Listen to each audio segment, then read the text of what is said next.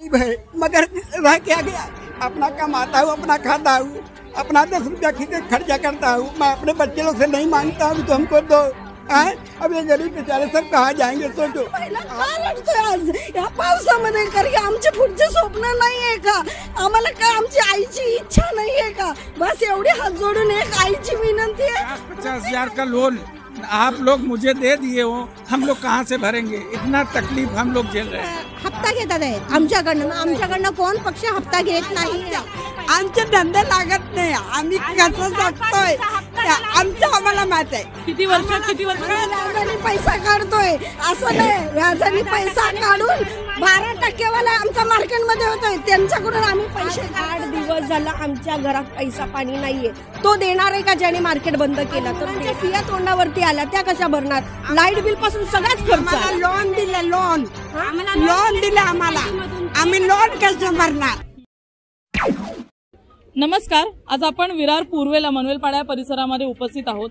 मनवेलपाडा कारगिल नगर हे असे परिसर आहेत ज्या ठिकाणी मोठ्या प्रमाणात बाजार बसतो आणि या बाजाराचा मुद्दा गेल्या अनेक वर्षांपासून ऐरणीवर आहे। कारण मनवेलपाडा हा असा एकमेव ठिकाण आहे ज्या ठिकाणी विविध पक्ष कार्यरत आहेत आणि प्रत्येक वेळी जेव्हा बाजार उठतो किंवा बाजार नवीन बसतो त्यावेळेस कोणत्या ना कोणत्या पक्षाला या ठिकाणी जबाबदार ठरवलं जातं। आज असंच काहीतरी एक मुद्दा घडलेला आहे मनवेलपाडाच्या परिसरामध्ये, जिथे एक मुख्य नाका आहे त्या ठिकाणी जे आहे एक मंगळवार बाजार बसतो, त्यांना उठवण्यात आलं काही कारणास्तव आणि त्या बाजाराने दुसरा बाजार उठवायला सुरुवात केली आणि या संपूर्ण प्रकरणामध्ये पक्ष, हप्ताखोरी असे मोठमोठे शब्द पुढे आले।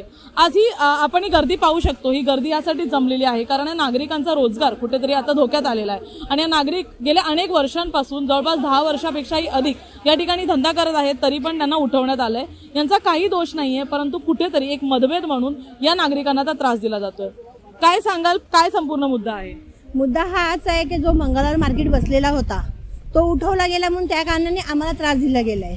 आमचं पण मार्केट उठवलं। काल रात्री येऊन इथे कोण होते ते आम्हाला माहित नाही, येऊन इथे आम्हाला शिव्या गाली गेल्या की हे मार्केट उठलं गया। मग आमची काय चुकी आहे? आम्ही काही चुकी केली नाही, पद्धतशीर आम्ही बसतोय, आम्हाला जसं सांगितलं तसं आम्ही बसतोय। डिवायडरला तुम्ही बसू नका म्हणून आम्ही डिवायडरला बसत नाहीये। गाडी व्यवस्थित लावा, आम्ही व्यवस्थित लावतोय।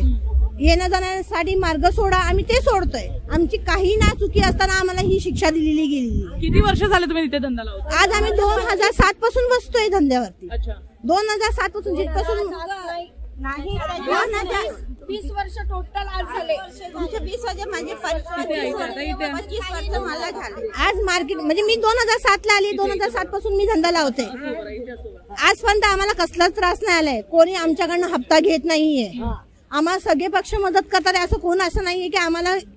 पण पक्षाचा विषय आलाच कुठून? म्हणजे जर तुम्ही धंदा करताय तो तुमचा मुद्दा आहे, मग असे बोलतात की पक्ष हप्ता घेतात आहेत आमच्याकडनं। मग आमच्याकडनं कोण पक्ष हप्ता घेत नाही आहे, उलट आम्हाला त्यांची मदत भेटते की धंदा लावायसाठी।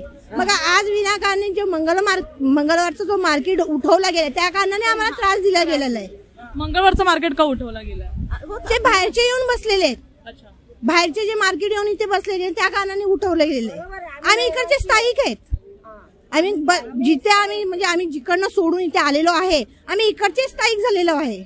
तुम्हाला सांगू इच्छितो की कोरोनामध्ये पण हा मुद्दा उठला होता, कारण कोरोना नंतर खूप मोठ्या प्रमाणात फेरीवाले या ठिकाणी बसू लागले होते, म्हणून कोरोनामध्ये हा मुद्दा खूप ऐरणीवर आला होता। पण हे जी लोक आहेत ही कोरोनाच्या आधीपासून बसत आहेत, त्यामुळे महानगरपालिकेने यांना परवानगी दिली होती की डिवायडर सोडून जिथे अपघात होऊ नये अशा ठिकाणी तुम्ही बसा। त्यानंतर नियमांचं पालन करून हे फेरीवाले पुन्हा बसत होते।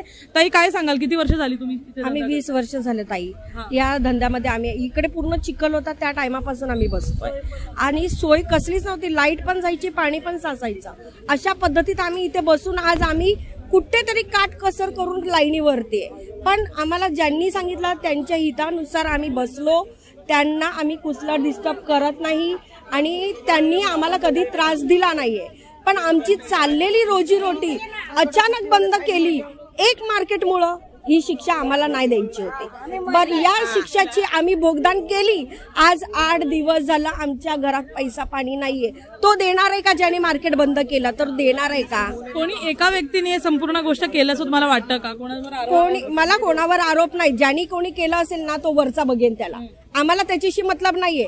बघा, आम्हाला कोणाचा भेदभाव करायचा नाही, आम्हाला सगळे सहकार्य करणारी व्यक्ती आहेत। मागणी काय तुमची? आम्हाला एकच मागणी, आम्हाला आमचं जसं मार्केट चाललेलं, आम्ही तुमच्या नियमात बसत होतो, तुमच्या अटीत बसत होतो, त्या अटीमध्येच बसणार. राहिली गोष्ट आता 8 दिवस आमचा धंदा बंद आहे. मग गणपतीचे मंडप का लागले? का लागले? लागायला नाही पाहिजे ना. मार्केट ते सुद्धा मार्केटमध्ये झालं ना गणपती, मग त्यांचा सेल होणार आणि आम्ही तोंड बघणार. आमच्या घरी पण बाप्पा येणार. आम्ही मार्केटमध्ये धंदा नाही केला तर आम्ही बाप्पा कसा आणणार? आमचा 2 रुपये जमून आम्ही कशी काटकसर करणार? आज मुलांच्या फिया तोंडावरती आल्या, त्या कशा भरणार? लाईट बिल पासून सगळ्याच खर्च. लोन दिले, लोन दिले आम्हाला, आम्ही लोन कसं भरणार? जे कोणी करतं त्यांना आज जोडून विनंती आहे की आम्हाला सहकार्य करावं त्यांनी, कारण आज आमचे धंदे लागत नाही. आम्ही कसं जगतोय आमचं आम्हाला माहित आहे. किती वर्ष सहकार्य करतात. कोणी आमच्याकडून हप्ता घेत नाहीये, कोणी नाही घेत हप्ता. जे कोणी बोलत असेल त्यांना मी सांगते, प्लीज हात जोडून रिक्वेस्ट आहे की असं काही बोलू नका. कोणच आमच्याकडून हप्ता घेत नाही. आम्हाला सगळं सहकार्य करतात. आता पण आम्हाला सहकार्य करावं. पावसा पाण्याचे दिवस, करोनामध्ये धंदा नाही झाला, आता पण धंदा होत नाहीये, तरी पण आम्ही बसतो का? तर आमचा धंदा व्हावा म्हणून. मुलांचं शिक्षण आहे. काल मी बघितलंय एक बाई दुकानात आपल्या पोराला, लहान मुलगा म्हणतो मम्मी चॉकलेट दे, बोलते बेटा धंदाच नाही तर मी चॉकलेट कुठून देणार? मला इतकं वाईट वाटलं, मी रात्रभर झोपली नाही की असे दिवस आम्हाला बघायला मिळतात. प्लीज जे कोणी असेल त्यांना हात जोडून रिक्वेस्ट आहे की दिवस का आले? आमच्या महिलांचे दिवस का आले? आज एक महिला आपल्या घरच्या मुलांसाठी, त्यांना पण एक महिलांची एक आईची इच्छा आहे आपला मुलगा पोलीस हो, मोठा आमदार हो, मोठा खासदार हो, म्हणून ते मनापासून एवढे कष्ट करतात, एवढे कष्ट करतात, संसाराला हातभार लावतात. का लावतात? प्रत्येक आईची स्वप्न आहे आपला मुलगा लय मोठा हो, साहेब बनाव. का आमची स्वप्न तसेच राहणार का? भले आम्ही छोट्या धंद्यावर रस्त्यावर करतो, आम्ही इज्जतीने करतो, आमच्या मुलाबाळांसाठी करतो. मंगळवार मार्केट किती दिवसापासून चालू होतं या ठिकाणी? झाले भरपूर वर्ष झाले. फक्त 2 आठवड्यानंतर ते बाजार उठवण्यात आले. तरी पण मंगळवार बाजार पासून आम्हाला किती प्रॉब्लेम होतो, तरी आम्ही कधी ऑप्शन नाही उचललं. जेवढं आम्हाला भेटायचं तेवढं नाही. आम्ही व्याजाने पैसा काढतोय असं नाही, व्याजाने पैसा काढून 12% वाला आमचा मार्केटमध्ये होतोय, त्यांच्याकडून आम्ही पैसे काढतोय व्याजाने. वाटलं तर आमच्याकडे पुरावा पण आहे. मग आम्ही एवढी आमची गंभीर परिस्थिती का आली? तुम्ही लोक असताना आम्ही महिला का लढतोय आज या पावसामध्ये? कारण आमचे पुढचे स्वप्न नाहीये का? आम्हाला काय आमची आईची इच्छा नाहीये का? बस एवढी हात जोडून एक आईची विनंती आहे, प्रत्येक आईचं स्वप्न आहे, स्वप्न तोडू नका. बस मनापासून इच्छा आहे. आमचा 8 दिवस झाला बंद आहे, त्याच्यावर आमचा घर चालतोय. 13,000 आम्ही उपाशी म्हणणार आहोत. किती लोक आहेत घरामध्ये आणि काय परिस्थिती? आमच्याकडे 5 आहेत. आमच्या कपड्याच्या धंद्यावर आम्ही धंदा चालवतोय. ते चालू करा तर आमचा संसार चाललेला नाही तर आमचं रोजगार ठप्पच आहे आता सध्या. मैडम हम लोग तो इतना परेशान हैं कि हमारे धंधे वाले इतने परेशान हैं कि बच्चे का डोनेशन फीस अगर में हम लोग इतना परेशानी झेल रहे हैं. ऊपर वाले पानी का कृपा, भगवान का कृपा इतना बरस रहा है तो भी हमारा धंधा, बारिश में किसी का घर नहीं उजाड़ा जाता, पर यहाँ पे हम लोग का धंधा बंद है. सपने में भी है बीएमसी, दोपहर में बीएमसी, रात में बीएमसी, 10:30 बजे तक कोई बीएमसी का वो है कि हैरान करने वाला बीएमसी हम लोग को तंग कर दिया है. 50-50 हजार का लोन आप लोग मुझे दे दिए हो, हम लोग कहाँ से भरेंगे? इतना तकलीफ हम लोग झेल रहे हैं, कहाँ से क्या करेंगे हम लोग? काय सांगणार?